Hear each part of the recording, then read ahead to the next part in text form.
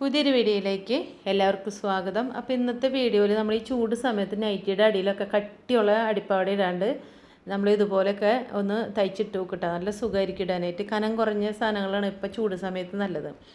അപ്പം ഞാൻ അതിനായിട്ട് എടുത്തേക്കുന്നത് ഒരു പഴയ നൈറ്റിയുടെ അടിഭാഗം മോൾ ഭാഗം അല്ല അടിഭാഗം വെട്ടിയെടുത്തിട്ടുണ്ട്.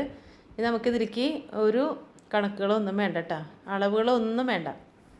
ഇതുപോലൊരു പാവാടയുടെ അരഭാഗത്തിൻ്റെ അളവ് മാത്രം മതി. ഇതിൻ്റെ അളവ് എത്രയാണെന്ന് വെച്ചാൽ അതിൻ്റെ പകുതി എടുക്കുക. അതിൽ കൂടെ 1 ഇഞ്ച് കൂടി കൂട്ടിയിട്ട് വരച്ചു കൊടുക്കുക. എന്നിട്ട് അവിടെ വെട്ടിയെടുക്കുക.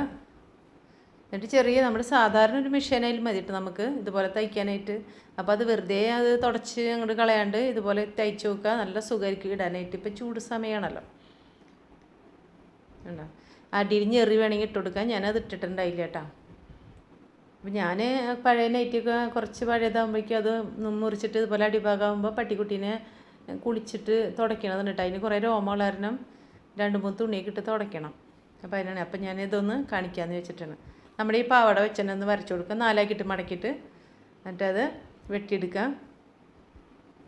അപ്പോൾ അറിയാത്തവർ ചെയ്ത് നോക്കുക. വീഡിയോ കണ്ട് ഇഷ്ടമായാൽ ഒന്ന് ലൈക്ക് ചെയ്യാനും കമൻറ്റ് ചെയ്യാനും സബ്സ്ക്രൈബ് ചെയ്യാനും മറക്കരുത് കേട്ടോ.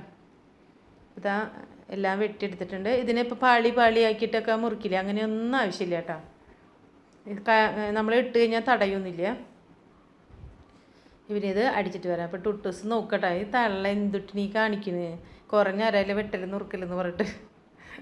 അപ്പോൾ ഇത് മെഷീൻ വിട്ട് അടിച്ചിട്ട് വരാം. അപ്പോൾ ആദ്യം അടിക്കണത് 2 സൈഡാണ് അടിക്കണത് കേട്ടോ. ഇത് ചെറിയ നമ്മുടെ തയ്യൽ മെഷീനുകളും ചെയ്യാൻ പറ്റിയ കാര്യമാണ് കേട്ടോ. ഡബിൾ മെഷീൻ വേണമെന്നൊന്നുമില്ല. ഇത് ആദ്യം 2 സൈഡ് അടിക്കുക. അതിന് ശേഷം നമ്മൾ കുറച്ച് ഫുള്ള് നമ്മൾ മേലേക്ക് ആക്കില്ലല്ലോ, കുറച്ചൊരു 6 ഇഞ്ചോളം നമ്മൾ താഴ്ത്തിക്ക് വിട്ടിട്ടാണല്ലോ അടിക്കുക. അങ്ങനെ ചെയ്യുക. അതിന് ശേഷം മേൽഭാഗം നമ്മൾ ചിരടുണ്ടല്ലോ, ചിരടിടാനായിട്ടുള്ള ഭാഗം ഒരു 1.5 ഇഞ്ച് വെച്ചിട്ട്, അല്ലെങ്കിൽ നമുക്ക് നമ്മുടെ 2 വിരലിൻ്റെ അളവ് അത്രയും വെച്ചിട്ട് മടക്കിയിട്ട്, ഇപ്പോൾ ടേപ്പൊന്നും ഇല്ലാത്ത ആൾക്കാർ അങ്ങനെ വെച്ചാൽ മതി. അങ്ങനെ മടക്കി അടിക്കുക. അതിന് ശേഷം അടിഭാഗം മടക്കി അടിക്കുക. എന്നിട്ട് ഒരു ചിരടിട്ട് കൊടുക്കുക. ഇതിൽ പണിയൊന്നുമില്ല, പക്ഷേ ഇത് കളയണ്ട, വെറുതെ തുടച്ചൊന്നും കളയാണ്ടിരിക്കുകയാണ് നല്ലത് കേട്ടോ. ഇതുപോലെ തയ്ച്ച് കഴിഞ്ഞാൽ. അപ്പോൾ ഇതുപോലെ അറിയാത്തവർ ചെയ്ത് നോക്കാം കേട്ടോ. മിക്കവർക്കും അറിയായിരിക്കും, അറിയാത്തവരുണ്ടല്ലോ അവർക്ക് വേണ്ടിയിട്ടുണ്ട് കേട്ടോ പറയുന്നത്.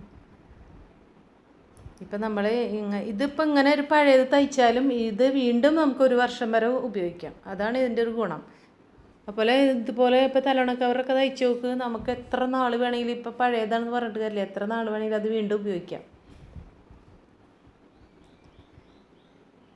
അപ്പോൾ ഇതൊക്കെ അടിച്ചിട്ടുണ്ട്. ഇനി അതിൻ്റെ സൈഡ് ഭാഗം കൂടെയൊക്കെ മേലെ താഴെ പിന്നെ സൈഡ് ഭാഗം കുറച്ച് ഉണ്ടാവുമല്ലോ, അവിടെയും കൂടി ഒന്ന് അടിച്ചിട്ട് കാണിക്കാം.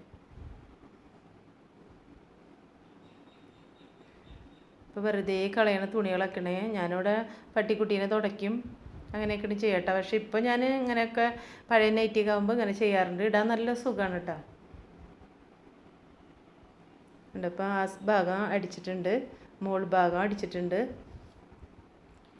ഇനിയിപ്പോൾ അടിക്കണത് അടിഭാഗമാണ് കേട്ടോ. ഇറക്കത്തിരി കുറഞ്ഞാലും കുഴപ്പമൊന്നുമില്ല, നമ്മളിപ്പോൾ നൈറ്റിയുടെ അടിയിലിടാനാണല്ലോ.